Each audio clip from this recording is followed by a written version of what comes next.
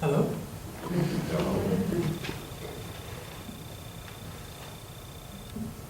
Thank you for those translations, Jim, for your work, and that, beautiful, and for Nan Merrill's translation. And thank you to all the good people at Winfield who invited me here for this weekend. For the planning team, I know what kind of risk you took, and seems to be working out. And I've thoroughly enjoyed myself. And I want to also thank these two wonderful men for having me at their home. I've been their guests. And I've got to tell you, last night, when you're talking about the God moment for me last night was, your hospitality, absolutely. But the meal that these guys served, unbelievable. It's like Michelin 2-star, 3-star if that's, the top.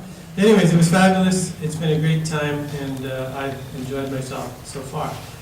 So it's also great to be worshiping. I served congregations, 3 different congregations for just over 28 years, and resigned from my congregation about 18 months ago. And to be honest with you, I haven't spent a lot of time in worship since. But it's really good. It's really moving my heart to be here. And the wonderful way in which Jim and this worship team has kind of structured the liturgy is quite moving, I'm finding. So I offer these words in a spirit of gratitude for what you good folks are doing here in Winfield. And what all you folks who are representing other congregations throughout the Okanagan area and region are doing. I'm grateful. So I'm going to begin here with this, what might seem like a strange question, but how many of you read your horoscope? Come on, fess up. Or how many of you at least check them out from time to time in Saturday paper? Most of us have a vague sense that if you're Christian or in that lineage, there's something not quite right about doing that. We're not sure what it is, but we just know that we shouldn't take it too seriously. It's kind of nature worship or something. Or if we're more conservative Christian or fundamentalist, we might have been taught that it is of the devil to actually follow horoscopes. But I'll confess that I checked mine out with considerable interest. Despite my rationalist and empiricist upbringing and theological training, I might add, I still wonder if the way that the stars and the planets align themselves at the time of my birth doesn't influence my decision-making. No, it's true, we don't really believe in horoscopes, but we're still pretty fascinated, and I'm wondering what that is about. I remember reading historian Richard Tarnas's book, The Passion of the Western Mind, highly acclaimed among academics for his lucid account of the history of ideas over the past 2,500 years. And if you want if this sort of thing interests you, I highly recommend the book. It really gives us a clear understanding of the ideas that influence us even today. So when his next book came out, Cosmos and Psyche, I didn't hesitate. I bought the book and I started reading it, and for the first 100 pages, it was a real page turner. Couldn't get enough of it. He was explaining in that 100 pages how in the modernist period, roughly 300 to 400 years, the universe has been systematically voided of meaning and purpose because of a particular belief system called materialism, that everything can be reduced to matter. All of reality is simply and how in the late postmodernist period, philosophy, we came to believe that human beings alone were centers of meaning and purpose in a universe that was otherwise void of these things. No meaning, no purpose, no direction. It's all a big accident. We have to make up some meaning and purpose as human beings, and the meaning and purpose that we make up is an arbitrary construction. So that's where we are. So he's telling this story in this book. First 100 pages, I'm going, yeah, good stuff. That's just about, sounds right to me. And then on page, I think it was 110 or so, he takes a surprising turn. He starts to write about astrology. This serious academic looks at his own research, which shows him, and this is very careful research, correlations between periods of great upheaval in human history, periods of great transformation, and the conjunction of Pluto and Uranus, the planets. For example, these planets were in conjunction during the upheaval of the 1960s. Some of you may remember that. During the French Revolution, the Scientific Revolution, the rise of Romanticism, the rise of the Scientific Revolution, these planets were in alignment. So keep in mind that Richard Tarnas, believe me, is no fool. As I said, highly respected historian. The Passion of the Western Mind, his first book, is destined to become a classic. So I found my own reaction to reading his second book interesting because I started to question his credibility. He himself admits, and I quote, that belief in astrology is considered to be the gold standard for superstition. So I asked myself, where did I learn to become so suspicious of astrology? Where did I learn to so vociferously deny the possibility that the heavens and the planetary bodies express a deep patterning, what religious people have in other eras called the mind of God? Where did my suspicion of the possibility of a deep synchronicity between the heavens and the earth arise? From whence did that come? It's been an ancient insight. All perennial philosophy said, as in heaven, so on earth. They experience this deep synchronicity, this symmetry between the heavens above and earth itself. I don't think it was my religious upbringing, because after all, I was brought up in the United Church of Canada, where anything goes. Ministers these days can be thoughtful atheists. I know more than a few. I don't know how they manage, but our mantra in the United Church is inclusivity. Don't get me started.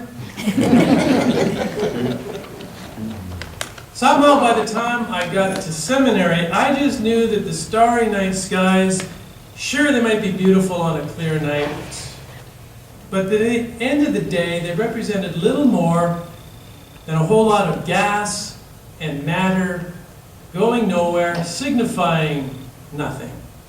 And sure, they were beautiful to look at, and the vastness of the night sky might inspire some awe. I might agree that, their beauty reflected the work of a creator, but the possibility that the stars and the planets themselves participated in and were participated by a pervasive wisdom, intelligence, was off the table completely by the time I entered seminary.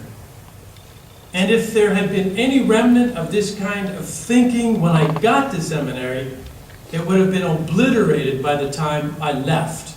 I can assure you, because seminary also was steeped in rationalism and empiricism. So we hear the psalmist declare, the heavens are telling the glory of God. The firmament proclaims his handiwork. Day to day pours forth speech. Night to night declares knowledge.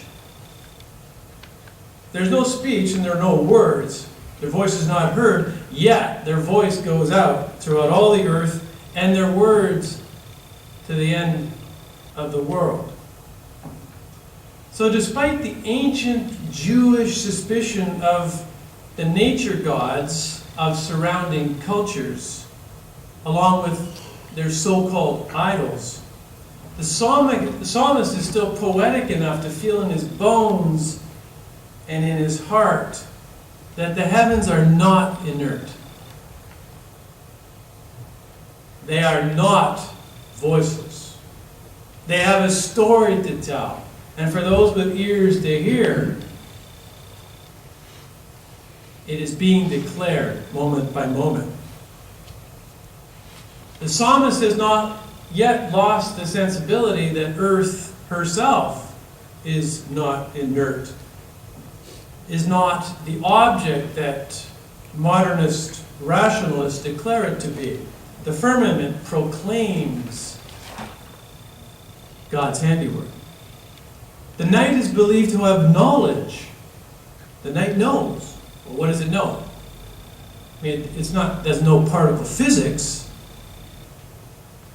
The night knows. That is, it participates in the reality of this mystery we call God.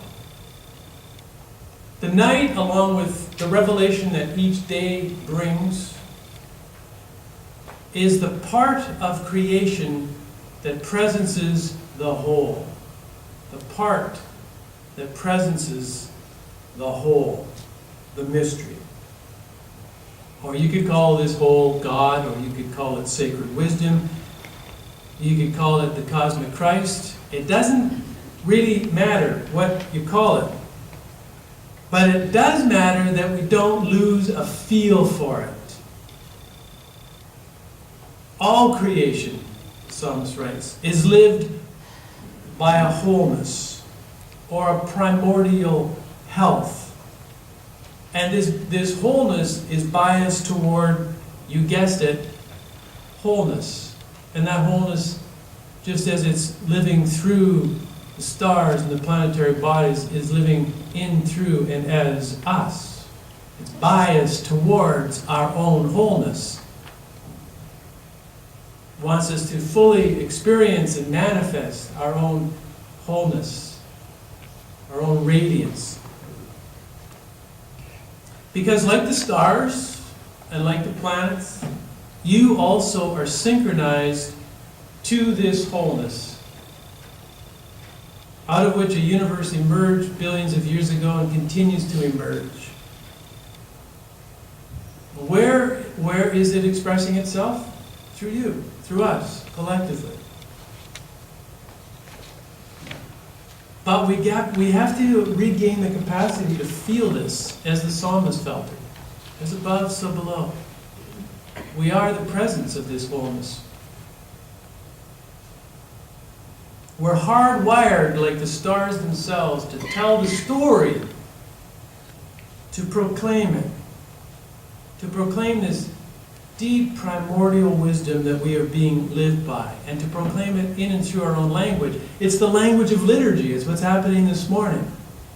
We hear these wonderful songs, participate in them, and we're proclaiming the presence of this wholeness, this great synchronicity that is living us.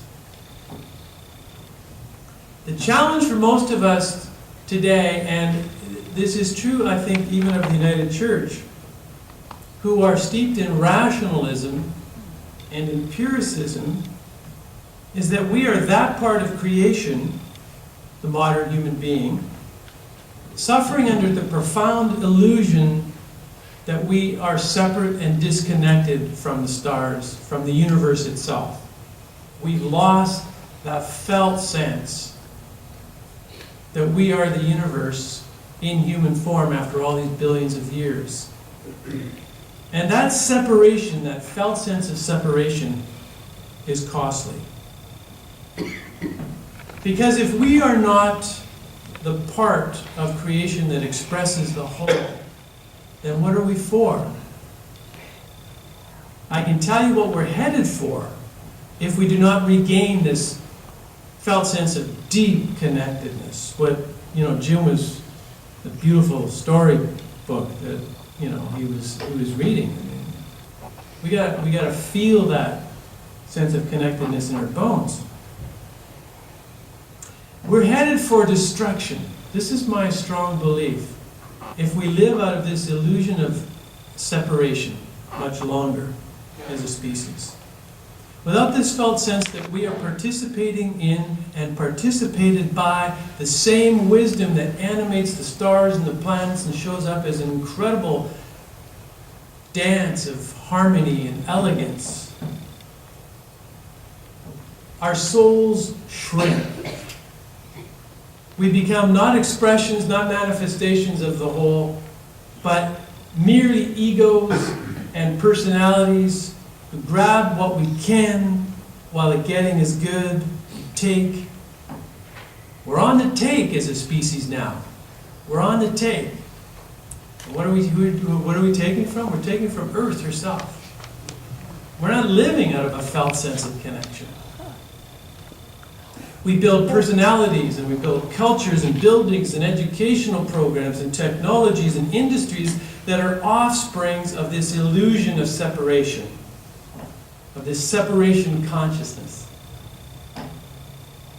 And notice how Psalm 19 shifts somewhat surprisingly and abruptly, but organically, from the elegance and harmony of the stars and the planets that are telling the glory of God, telling that story, how it shifts from that into the elegance of moral law. Did you notice that? Precepts of God are beautiful. The law of the Lord there's an aesthetic beauty. But where our moral sensibility is cut off from that synchrony, our decision-making capacity is compromised. We make foolish decisions rather than wise decisions, and we're in the midst, as a species, of making a whole series of pretty foolish decisions, resulting in ecological degradation and all manner of injustice. It's what we're doing to our planet now. And it's not because we're bad. We're not bad. We may be the crowning achievement of a universe after 14 billion years that have achieved conscious self-awareness and the capacity to love and the capacity to shape a future. We're not bad. We're that part of creation that can give voice in our own language to the beauty, the awe, the wonder, and the mystery of what's participating us.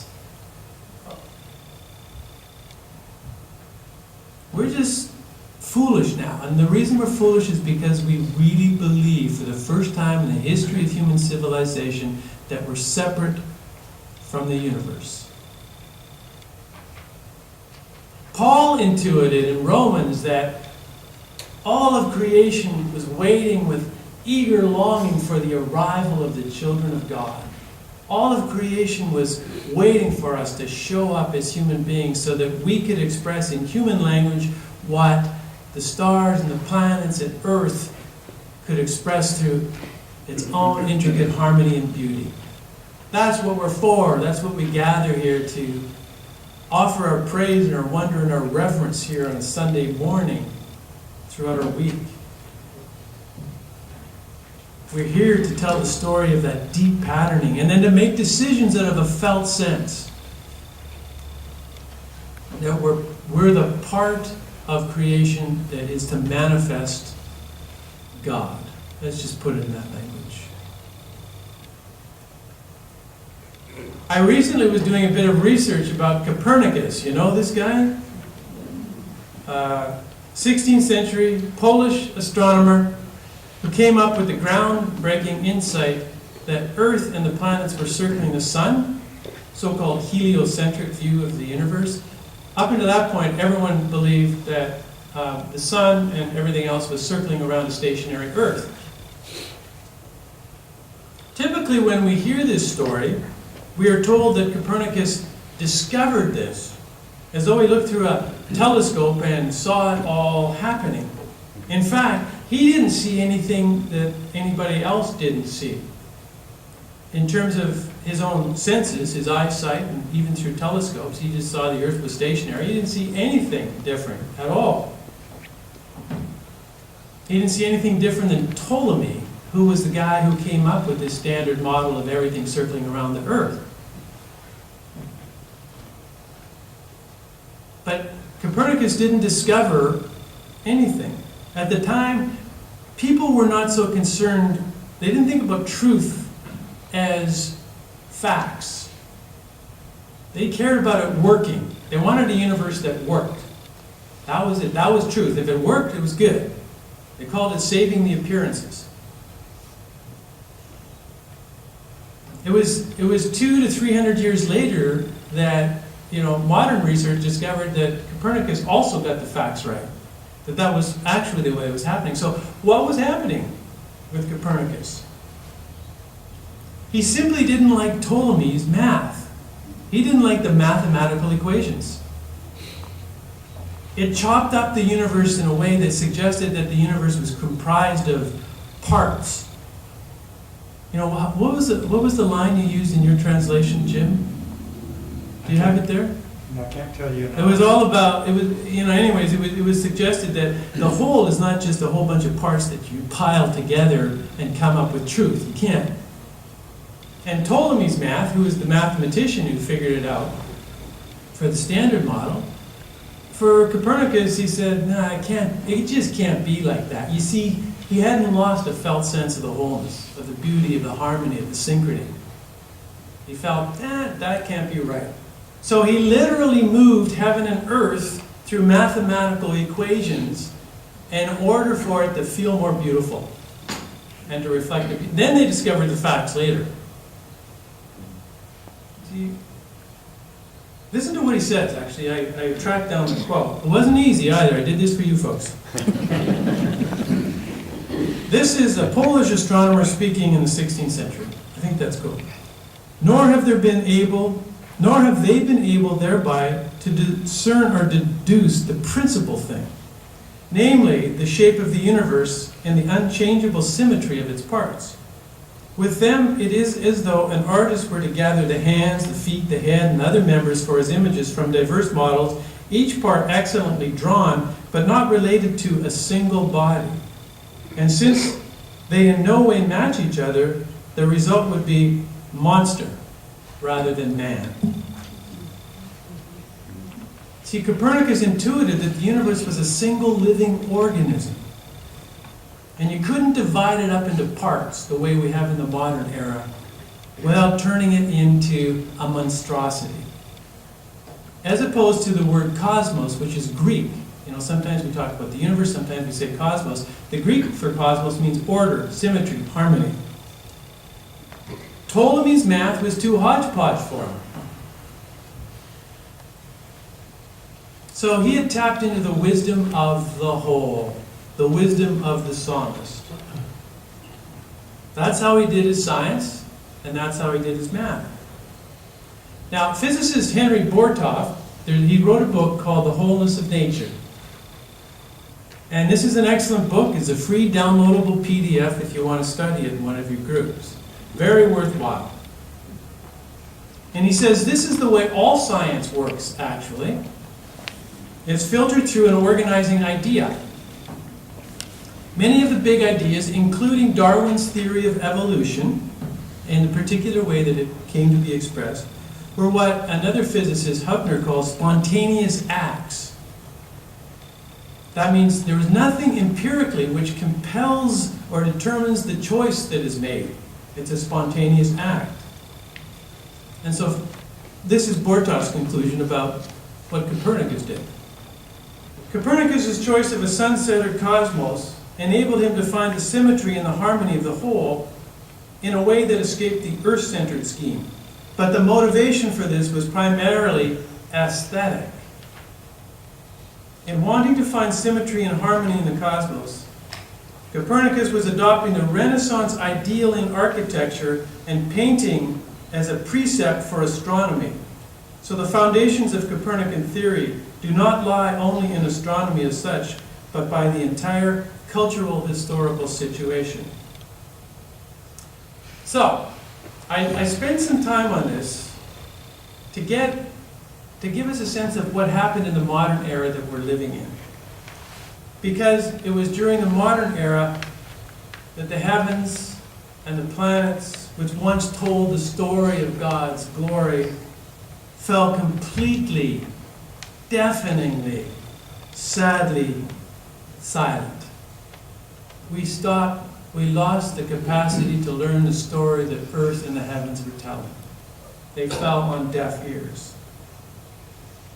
And we need to remember that despite what I referred to earlier, the Jewish suspicion of nature religions, that all the major Jewish festivals, and by extension the Christian festivals, are based on lunar cycles, on nature's rhythms. There was some deeper, more ancient wisdom that is bred in the bones of Judaism and Christianity that got lost somewhere along the way. And Bortov is right when he claims that science is historically and culturally conditioned. It's conditioned by organizing ideas. And the organizing idea of the period that we live in, as I've said, is materialism, that everything is matter. Everything can be reduced to matter. It's not lived by any kind of animating force. No intelligence, no wisdom, no vitality, nothing. Human beings, you and I, have been reduced to neurons and genes. And it simply isn't true, folks. When Richard Dawkins gets up and says, you are a collection of selfish genes that are simply perpetuating themselves through you, he's wrong, scientifically. And we need to challenge that view, strongly in my opinion. Because what's happening in a lot of theology and in many ministers is that we're scrambling to legitimize faith by science. Well, if scientists say, this is true, then it must be true. But they're living through an organizing idea themselves, and science is a discovery that's filtered through organizing ideas. Don't get me wrong, I love science. It served us well technologically, lots of medical benefits, breakthroughs, etc. I love science. But it never discovered raw facts. They're filtered through organizing ideas. So, I'll conclude here, but I need to say I'm not up here to convince you to start following your horoscopes. Truly, I'm not. But I am here to encourage all of you to put into language and what our heavens and our beloved earth, along with all of our kin creatures, are continuing to proclaim silently. The whole earth, says Isaiah, is filled with the glory of God. The heavens are full of a wisdom that we can know because that same wisdom is living us. That's what connects us. Go with that feeling. Feel it, intuit it, trust it. Live from that place, because that's your soul. Listen to the stars. Listen to earth. They have a story that they're still telling. Listen to the moon. They have a story to tell about the intelligence and the love that continues to live us. And Jesus knew that even if he were to remain silent, because he knew that he was the presence of the universe that was to proclaim this love and wholeness that is living us, even if he were to be silent, the stones would cry out, he said. The stones would cry out. But let's not remain silent. Let's tell our stories, how we're being lived by this love, by this wisdom. Let's become exemplars in this community of Winfield United Church and beyond of what it looks like to be the voices of sacred wisdom and sanity in a world that can no longer hear the song of the stars. May it be so, friends. Amen.